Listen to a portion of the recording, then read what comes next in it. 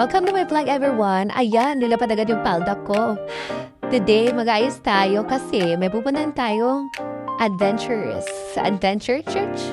And ito na nga, nagsimula na ako magpaturong lumangoy, lumalog. After yung masabi sa akin lahat ng mga buhay-buhay niya, umakyat na ako and sinubukan ko na siya and tinaray ko ng itaas ang pagdana ng Pilipinas.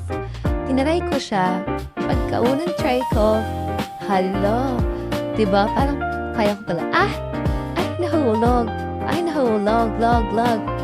Ayan, after niyan, nag-try ako ulit mag-isang roll, kaya ko na pala. After nun, nahulog na naman si mama, ano ba yan? Medyo napapagod na ako dyan. At si kuya, medyo pagod na din siya, pero ewan ko sa kanya.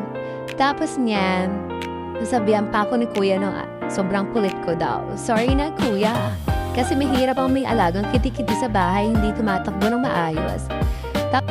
Tapos siya yan, nalaglag din siya, diba? Hindi rin ni kaya, charot. Pero sobrang galing ni kuya kasi hindi siya napapagod na. Pagsabihan ako na pagsabihan, hindi katulad ng ex ko. Napagod siya.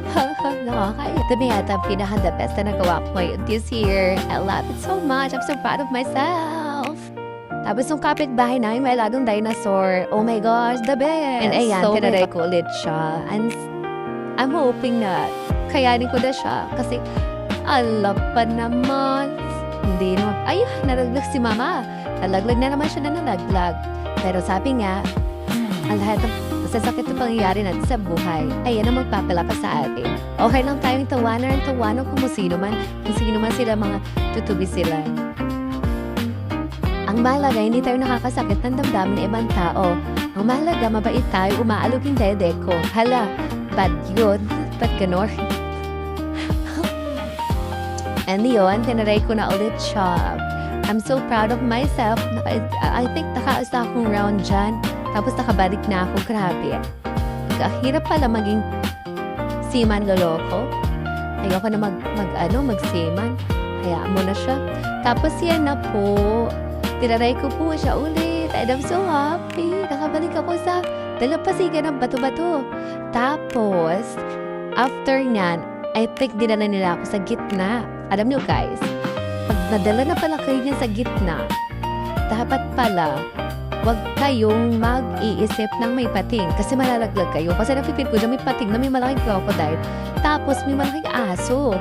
Tapos yung aso, kinagat ako. Eh, diba parang ang sakit? Ang kita niya naman ang ngiti ko dyan, child, guys. Diba? Oh, kahit nahihirapan ako, pilit pa rin akong lumalaban. Kasi ganyan talaga ang buhay. Laban lang ng laban. And you see, guys, napakaganda ng view. Alam mo, guys, itry nyo to kasi hindi nyo ito pagsisisihan. Pagsisisihan nyo kapag nagnakaw kayo, huwag kayong magnanakaw kasi mamamatay kayo.